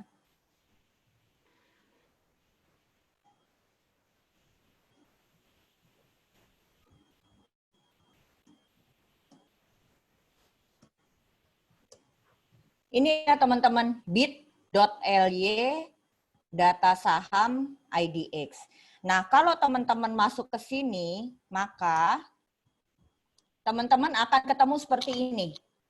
Sekali lagi, bit.ly /data saham IDX. Tuh ya. Nah, ini bukan salah, tapi ini satu trik buat teman-teman. 4 tanda 4 bintang yang ini nih, yang bagian ini nih, itu harus teman-teman ganti dengan 4 kode saham. Teman-teman boleh ganti, dan hari ini saya mau ngambil contoh SIDO. Siapa yang tahu SIDO itu kode untuk apa? Siapa yang hafal? Siapa yang hafal, ayo? Kode saham tuh, SIDO. Siapa yang hafal? Mas Fahrizal bisa bantuin nggak? SIDO itu kode saham apa ya? Ini di chat udah banyak, Bu, yang jawab. Oke. Nah, kita coba ya. Terkenal. Oke. Kita coba sekarang. Nah, biasanya akan muncul seperti ini. Belum tentu ini terupdate. Jadi ini teman-teman kalau masuk dengan cara ini, teman-teman baru bisa dapat ini per 31 Januari 2019. Masih ketinggalan kan ceritanya. Nah, ini adalah teman-teman bisa lihat company history-nya, teman-teman bisa lihat laporan keuangannya, lihat harganya, pergerakannya, lihat rasio-rasionya. Nah, yang paling penting adalah di sini nih, perbandingan-perbandingan laporan keuangannya semua ada di sini. Ya, ini biasa dan ketinggalan zaman. Nah, teman-teman, selain kita bisa melihat dengan cara seperti ini, kita bisa kemana lagi sih di websitenya IDX? Tapi teman-teman tahu kan ya, kalau di websitenya IDX itu di sini ada disclaimer nih, data yang ditampilkan hanya data 3 tahun terakhir. Data historical lainnya teman-teman bisa menghubungi TeachMe. Nah, jadi kalau sekarang tahun 2020 yang ada di IDX itu hanya 2018, 2019, dan 2020-nya aja. Di luar ketiga tahun itu, teman-teman silahkan kontak ke, tolong dicatat, deng-deng, data@teachme.co.id. data@teachme.co.id. Teman-teman butuhnya apa sih gitu ya? Teman-teman mau bilang misalnya di email itu, saya butuh data laporan keuangan SIDO tahun 2015 sampai 2017, harganya berapa? Silakan ditanya gitu, nggak apa-apa. Nanti akan dijawab dari tim TeachMe yang khusus mengelola data service. Oh, kalau teman-teman cuma mau laporan keuangannya aja, harganya sekian kok gitu. Dan saya barusan dapat bocoran nih dari teman-teman data service, kalau teman-teman sudah menjadi investor, itu kalau nggak salah boleh kok radang lunjak nanya, kalau saya sudah jadi investor dengan SID nomor sekian, saya bisa dapat diskon berapa ya? Gitu. Tanya aja, nanti akan dijawab oleh teman-teman dari data service. Nah, kurang baik apa coba? Nah, oke. Sekarang kalau 2 menit lagi ya, Bu. siap, oke. Oke. Sekarang kalau kita bicara tentang laporan keuangan, oke, bukan ke sini tapi ke sini ya. Laporan keuangannya SIDO. Nah, teman-teman ini masuknya nanti dari perusahaan tercatat. Masuknya dari perusahaan tercatat, kemudian nanti sambil nunggu dia muter. Nanti teman-teman bisa memilih apakah teman-teman mendapatkan laporan keuangan, ingin mendapatkan laporan keuangan, atau ingin mendapatkan laporan tahunan. Nah, kalau laporan tahunan, pasti kita mundurnya 1 tahun ke belakang. Kalau sekarang tahun 2020, teman-teman baru akan bisa mendapatkan laporan tahunan tahun 2019. Nah, jadi ada tips dan trik yang nanti terakhir akan saya share bagaimana caranya teman-teman quote and quote ngakalin laporan keuangan yang quarterly itu menjadi laporan tahunan ala-ala teman-teman. Gitu ya. Nah, rasio-rasionya itu bisa di-annualize namanya. Mufli, ini kalau rada lama, maaf ya, sinyal nih kayaknya. Nah, aku ke sini aja. Nah, keterbukaan informasi di sini itu, kenapa saya mesti tunjukin ini? Teman-teman bisa loh nyari semua informasi tentang emiten di web bursa, sekali lagi hanya dari 3 tahun terakhir, itu melalui keterbukaan informasi. Saya misalnya sudah sampaikan, sudah masukkan di sini SIDO gitu ya. Saya cek dari tanggal 1 Desember 2019 sampai 11 September 2020 saya cari. Teman-teman bisa mendapatkan laporan apa aja di sini. Nah, ini teman-teman bisa lihat dan ini semuanya downloadable. Teman-teman bisa lihat keterbukaan informasi terkait aksi korporasi terakhir dari SIDO itu apa aja. Kemudian mereka ternyata baru melakukan stock split loh.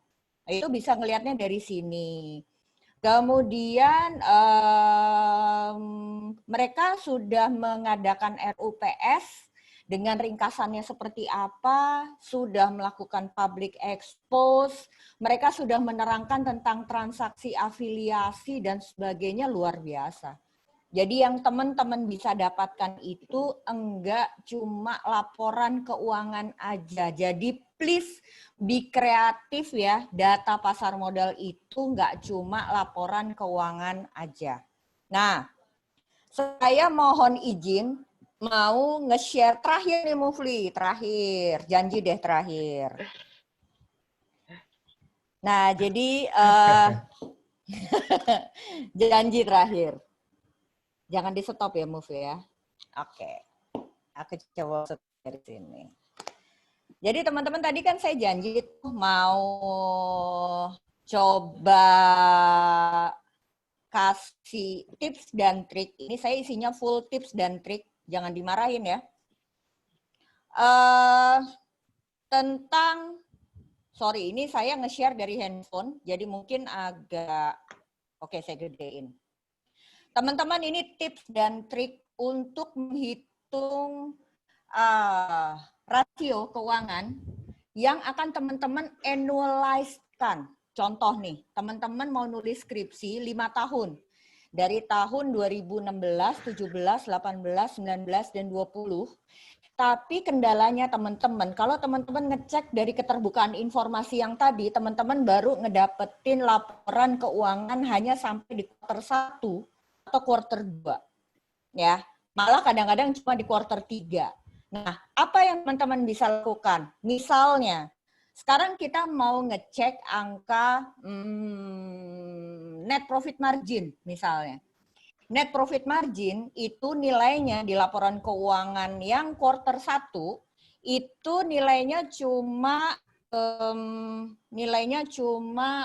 sekitar 0,2 misalnya. Oke, 0,2.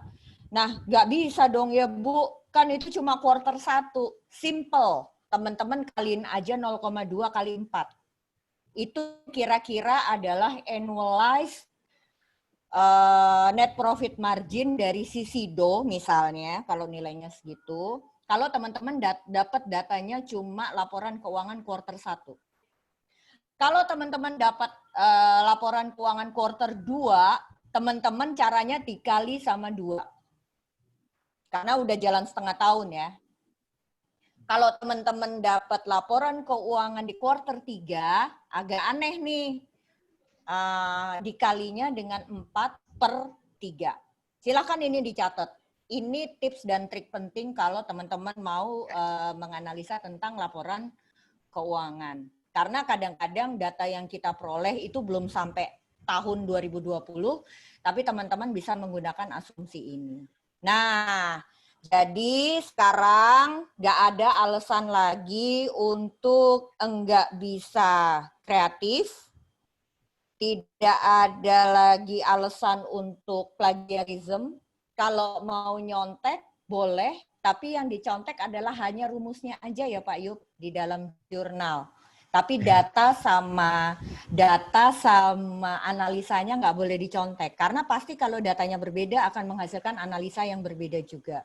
Pasti hipotesanya juga berbeda. So, manfaatin data-data yang ada di TeachMe sama di Bursa Efek Indonesia. Aku wrap up sekali lagi ya. Kalau mau cari jurnal, ada di Jurnal Pasar Modal dan Bisnis.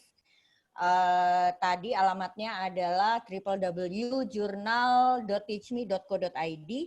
Kemudian kalau mau cari data terakhir pasar modal, laporan keuangan, itu ada pakai bit.ly/data saham IDX. Kemudian teman-teman bisa cek masuk ke web IDX, tapi kondisinya hanya 3 tahun terakhir, itu ke perusahaan tercatat, kemudian laporan keuangan 1, kemudian yang kedua adalah masuk ke web IDX, masuk ke perusahaan tercatat, tapi ke keterbukaan informasi, datanya banyak banget. Lewat dari 3 tahun, teman-teman kontak kemana? data@teachme.co.id. Teman-teman silakan email kebutuhan datanya apa, minta diskon aja, tapi tolong sebutin SID-nya berapa. Oke, thank you Mufli. Selamat berkreasi teman-teman. Semoga sukses. Baik, terima kasih Bu Popi.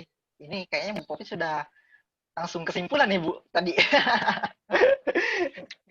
Baik, saya langsung aja nih. Ada beberapa pertanyaan sebenarnya yang menarik dari room chat ini.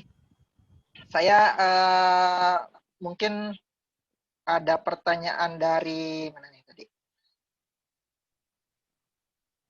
Bentar.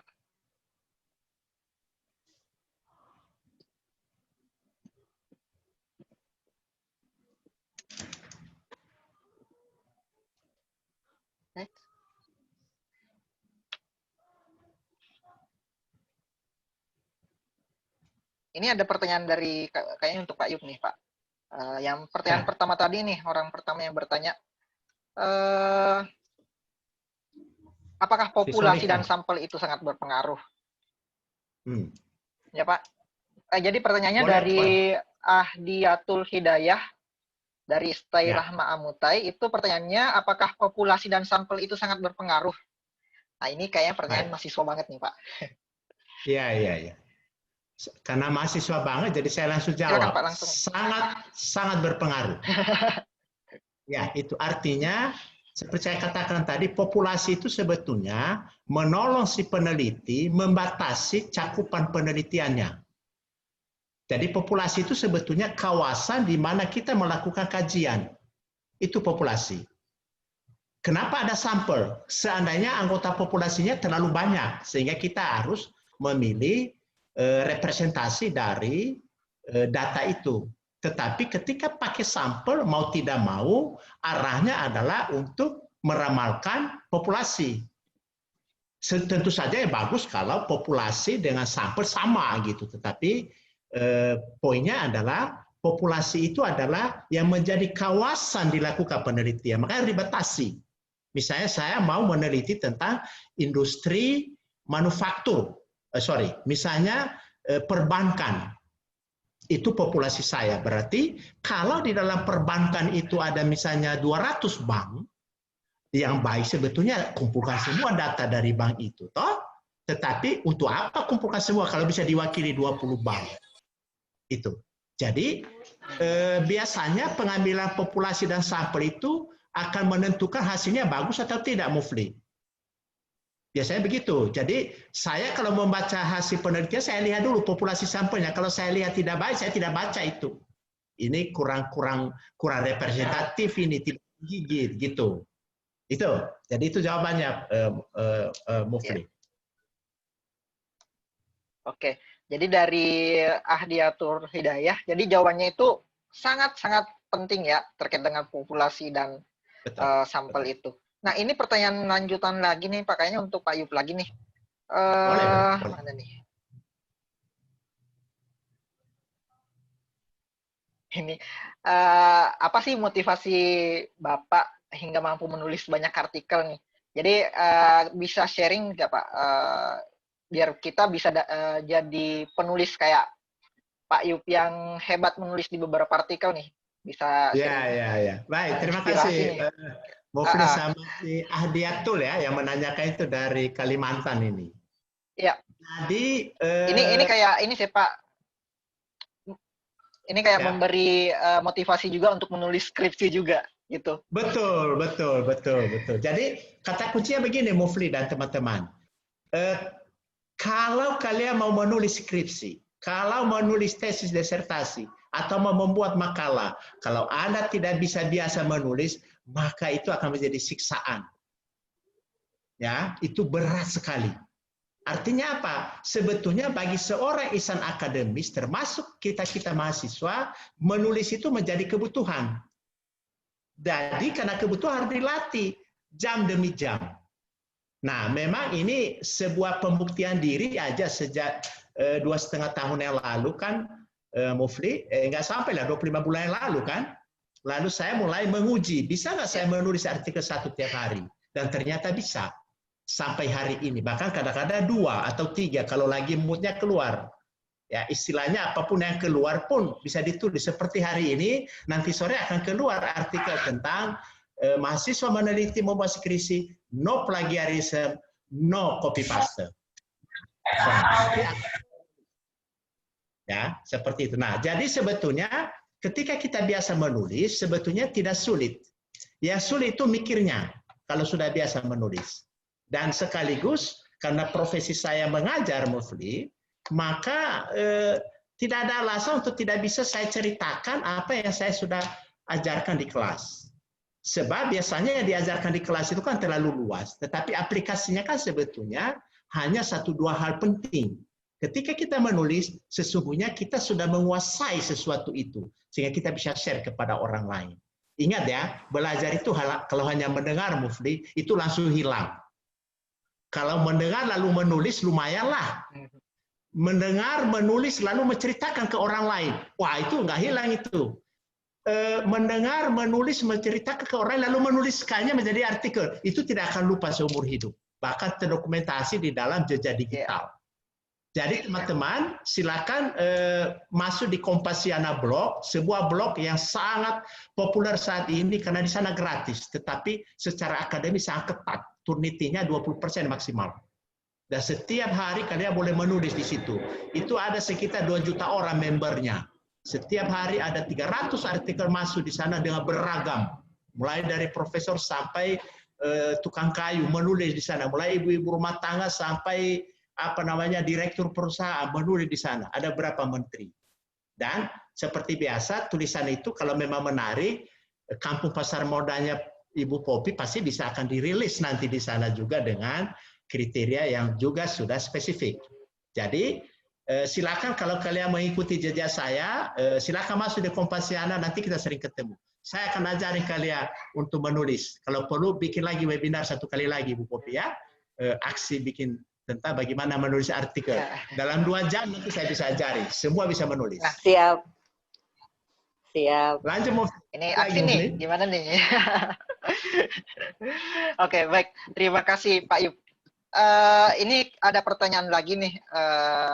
Tadi sedikit ini ya, cukup menjelaskan ya mengenai motivasi kita menulis. Bagaimana motivasi kita bisa menulis skripsi ya, juga salah satunya. Nah, kemudian saya lanjut lagi pertanyaan dari Ahmad Farhan nih. saya sedang meneliti tentang pasar modal dengan data tahun 2015 sampai 2019. Sedangkan di web IDX itu cuma provide sampai 2017. Ini kayaknya pertanyaan untuk Bu Popi nih, Bu. Apakah untuk tahun ke belakang harus berbayar? Apakah dengan datang langsung ke kantor cabang IDX atau kantor perwakilan IDX akan diberikan data langsung tersebut? Oke. Kalau misalnya kita bicara tentang data, kalau berbayar kalian misalnya ke Teachme nih, keuntungannya kalau ke Teachme itu kalian nggak perlu jauh-jauh ke Jakarta, kalian nggak perlu jauh-jauh keluar rumah, even kalian nggak perlu keluar rumah, kalian bisa buka email di HP. Coba kita sambungkan email sekarang mulai di HP. Email aja ke data@teachme.co.id, kemudian sampaikan kebutuhannya. Nah, kalau tadi sudah ditanya di update-nya sampai 2017, sudah dicarikah ke tab perusahaan tercatat, kemudian tadi ke laporan keuangan, atau sudah dicarikah ke laporan interim? Siapa tahu kita bisa annualize sendiri. Kalau misalnya memang masih mentok, bisa ditanyakan ke Teachme, dan kalau berbayar kalian jangan pikir kalau harganya waduh 1 juta mahasiswa bakal nggak sanggup nih bayar gitu. Kadang-kadang harganya itu cuma puluhan ribu, belas-belasan itu pernah ada. Jadi coba ditanya aja dulu, at least kalian nggak perlu keluar rumah, keuntungannya bisa ditanyakan. Kalau yang di bawah tahun 2018, jadi mulai tahun 2017 ke bawah sudah ada di Teachme sekarang. Karena IDX memang cuma akan provide 3 tahun terakhir. Gitu mungkin, Mufli? Ya. Oke. Ya, terima kasih Bu Popi. Semoga cukup menjawab ya rekan-rekan. Terus ada pertanyaan lagi nih. Ini terkait penulisan lagi sih, penulisan skripsi. Itu kalau mahasiswa tuh yang paling jadi yang dinamika di mahasiswa itu kalau misalnya sudah selesai kelas kuliah memasuki masa skripsi, yang paling lama itu adalah memikirkan judulnya, judul skripsinya nih. Ini ada solusi nggak sih Pak? Ini Pak untuk Pak Yuk, gimana sih cara untuk mendapatkan judul yang cepat itu? Apakah harus tadi disampaikan beberapa sih? Harus ada masalah dulu, harus ada data. Tapi kalau misalnya ada masalah tapi data nggak ada data tapi nggak ada masalah, itu gimana tuh Pak? Jadi cara untuk mendapatkan judul itu gimana tuh Pak? Baik, terima kasih Mufti. Jadi pertanyaan ini sebetulnya menarik. Secara urutan proses meneliti tadi Ibu Popi sudah detail, dan juga sebetulnya dalam frame saya tadi yang segitiga itu sebetulnya intinya sama dengan Ibu Popi. Nah, saudara-saudara, ini pesan sangat keras ya dari seorang dosen pembimbing yang berdarah-darah menghadapi mahasiswa setiap semester 10 orang sampai 15 orang saya bimbing. Jadi kalau baru memikirkan pada saat mulai menulis skripsi itu baru mikir apa judulnya, sebetulnya saya mau mengatakan itu kesalahan besar. Ya, itu. Harusnya ketika semester atau semester ke-6, teman-teman itu sudah harus mulai kelihatan minatnya kemana. Tuh. Jadi kalau memang konsentrasinya di bidang keuangan atau akuntansi, lalu Anda mengincar tentang sesuatu terkait dengan pasar modal, harusnya sejak itu Anda sudah harus mulai mengumpulkan berbagai macam informasi tentang itu.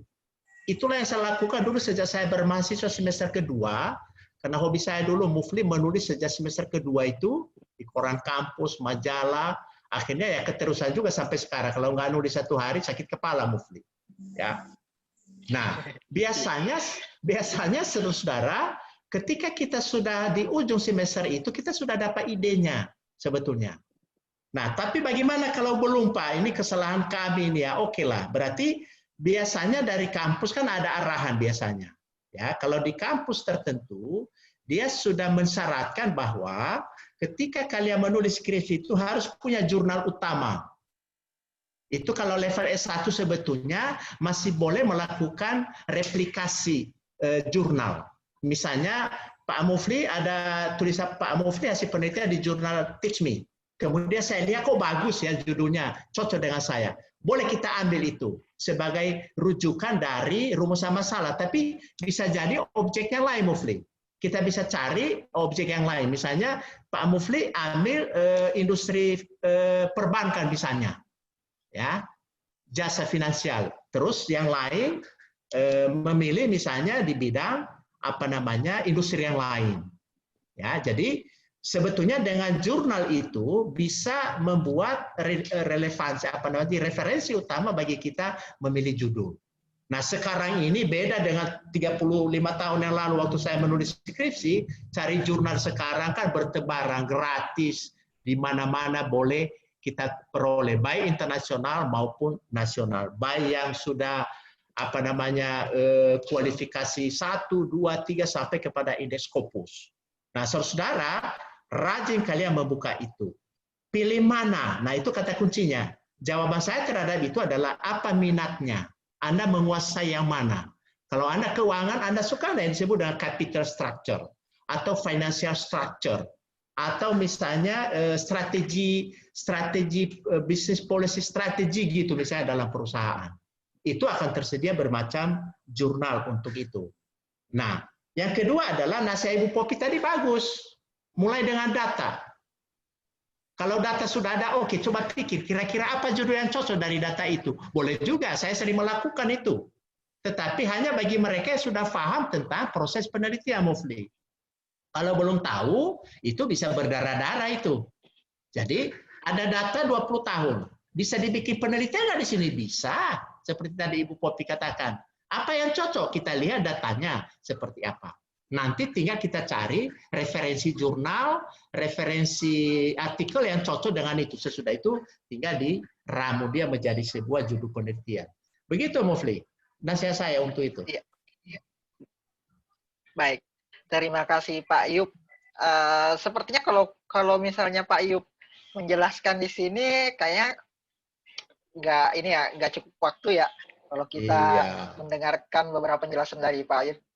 Ya. Betul. Begitu juga dari Bu Popi, kayaknya perlu ada part selanjutnya lagi nih mengenai penulisan, mengenai penelitian dan riset-riset tentang pasar modal ya, atau ya kan Pak?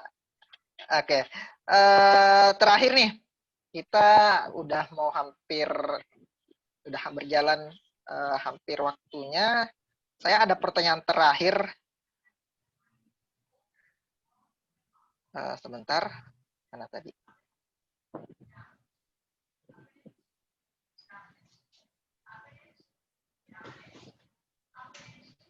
Nah, ini Pak. Gimana nih Pak taktiknya agar kita bisa menulis dalam sehari gitu, produktif kali ya? Ya. Triknya ya, tipsnya ya. Iya, betul. Ya, jadi sebetulnya kalau menulis ini kan memang aspek mood itu tinggi sekali, itu menentukan kalau nulis. Ya, tetapi biasanya mood itu akan menjadi pemicu menghasilkan sebuah tulisan. Saya biasanya kalau menulis itu paling lama 2 jam satu artikel. Ya, bahkan itu bisa menghasilkan sekitar 1000 kata, sekitar 3 halaman. Ya, tapi biasanya itu akan jadi kalau kita ikuti terus berita, minat kita itu kan sebetulnya mengikat apapun yang bergerak di sekitar kita. Makanya teman-teman mahasiswa mulai sekarang ketika kalian melakukan selancar di berbagai web, informasi, mendengar berita, itu harus ada minat teman-teman untuk mengikat semua hal. Kalau kalian tidak punya minat, maka semua informasi itu akan lewat begitu saja, tidak ada gunanya. Maka mulai sekarang, Mufli, istilah saya, mulailah bertobat sekarang mahasiswa ini. Ya, jadi ya sekarang harus punya minat. Seperti saya sekarang, karena saya sangat berminat tentang pasar modal, misalnya kemarin kan trading halt ya Ibu Popi ya, kemarin terjadi trading halt. Itu saya langsung menulis, tetapi saya mengajar mulai pagi sampai malam, saya sangat lelah. Ya, akhirnya saya tunda itu, mungkin nanti malam atau besok pagi saya akan tulis tentang itu. Apa judulnya? Biasanya nanti muncul ketika kita menulis. Ya, bahkan tadi judul presentasi saya hari ini. Itu aduh kayaknya terus Ya, mahasiswa ya.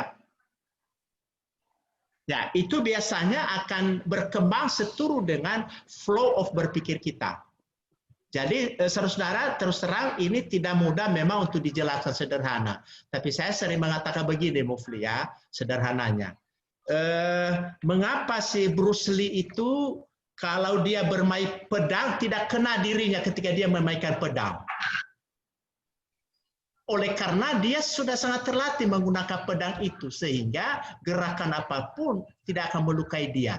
Persis sama dengan itu. Ketika kalian sudah terbiasa terus membaca, menulis, maka ibaratnya bangun tengah malam pun itu akan keluar sebuah artikel. Ya, mulai dari 250 kata.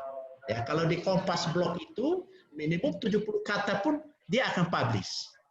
Ya, dan biasanya yang paling mudah dibaca orang paling banyak 750 kata sampai 1.500 kata. Lebih dari itu sudah jadi referensi akademik. Itu agak berat. Ya, itu kita pindahin nanti ke Kampung Pasar Modal itu di Teach Me. Ya. Jadi begitu Mufli, terus terang kalau melatih menulis ini akan membuat energi berpikir positif itu tidak pernah habis, unlimited. Dan biasanya kita memperoleh energi yang luar biasa untuk membaca dan merespons semua dinamika yang terjadi di sekitar kita. Jadi saya setuju Mufli, biar aksi nanti cari waktu selama 2 jam kita belajar tentang bagaimana menulis artikel secara cepat. Terima kasih Mufli. Oke. For waktu aksi nih. Oke. Mufli boleh minta izin Mufli? Ini saya sudah ditunggu di ruang kelas sebelah ini. Apakah saya boleh minta izin? Oh iya. Oke. Silahkan. Oh iya. Ya, Ibu Popi, aku ngajar. Saya mengajar ya, Bu ya. Sudah lewat 30 menit nih di sebelah. Baik, Pak. Terima kasih banyak ya, Pak. Oke. Terima kasih banyak, Pak Yub. Ya. Zal dan Stephen, terima kasih banyak ya. Terima kasih. Minta maaf, saya harus tinggalin dulu sebentar. Thank you, Pak. Thank you. Kita juga sudah mau di sesi terakhir ini. Oke. Terima kasih, Pak Yub. Oke. Baik, rekan-rekan semua, kita juga sudah memasuki sesi terakhir. Di sesi terakhir ini, jadi saya bisa memberikan insight kalau misalnya teman-teman yang tadi ada beberapa pertanyaan yang saya lihat terkait dengan teknis, terkait dengan metode penelitian apa sih yang cocok untuk judul seperti ini. Nah, untuk hal seperti itu bisa dikonsultasikan lebih lanjut dengan dosen pembimbingnya. Kenapa? Karena kalau misalnya kita memberikan rekomendasi di sini, kalau dosen pembimbingnya merekomendasikan metode penelitian yang lain, itu kayaknya tidak bisa matching dengan kelanjutan skripsinya nanti gitu. Baik, itu terkait dengan pertanyaan-pertanyaan teknis yang ada di grup chat tadi. Nah, saya rasa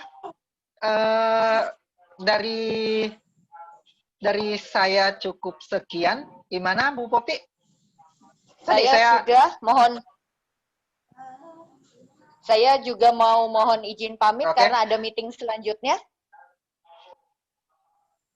Oh ya. Oke, jadi saya simpulkan di sini tadi ada beberapa dari poin-poin dari Pak Yub dan Bu Popi, diantaranya itu kalau kita mau meneliti atau menulis terkait dengan pasar modal itu memang harus dimulai dari niat dulu dan harus dimulai dari kita harus memulai dari perancangan-perancangan tentang timeline yang akan kita lakukan, gitu. Terus juga kita harus memulai kebiasaan menulis tentunya.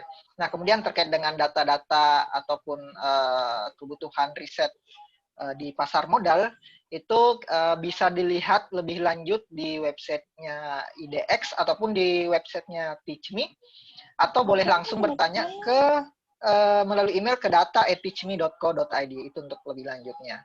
Oke, dari saya cukup sekian. Saya kembalikan kepada Mas Fahrizal kepada MC. Terima kasih. Sekian dari saya. Assalamualaikum warahmatullahi wabarakatuh. Waalaikumsalam warahmatullahi wabarakatuh. Teman-teman yang berbahagia, alhamdulillah rangkaian seminar workshop kupas tuntas penelitian pasar modal pada hari ini sudah terlaksana dengan baik. Kita sudah mendapatkan materi yang luar biasa dari 2 narasumber kita yang expert di bidangnya. Mudah-mudahan materi yang sudah disampaikan oleh para expert pada hari ini dapat bermanfaat untuk kita semua. Amin. Saya ucapkan terima Amin. kasih kepada Pak Yupiter Golo dari IDPMI dan Ibu Poppy dari The Indonesian Capital Market Institute dan Mas Muflihul.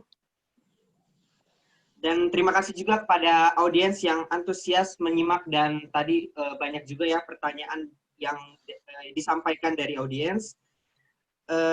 Dan terakhir sebagai penutup, mohon maaf bila ada salah-salah kata, saya Muhammad Farizal selaku panitia dari Asosiasi KSPM seluruh Indonesia mengucapkan terima kasih. Wassalamualaikum warahmatullahi wabarakatuh. Waalaikumsalam warahmatullahi wabarakatuh. Sampai ketemu teman-teman, tetap sehat. Waalaikumsalam warahmatullahi wabarakatuh. Untuk teman-teman bisa mengisi kuesioner yang sudah disediakan di kolom chat.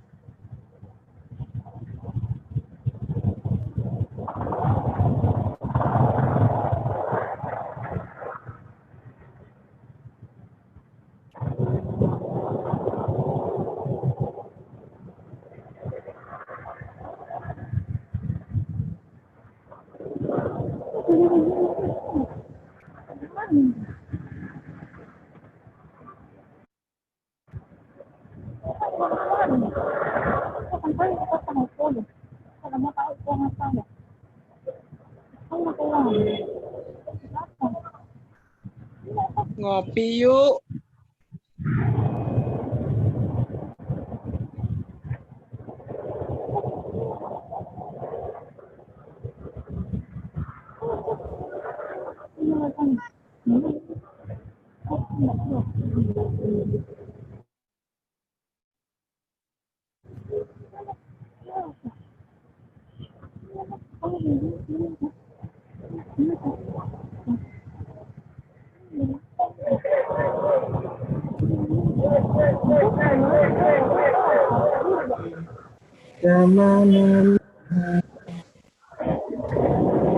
Mana ngelis beda orang.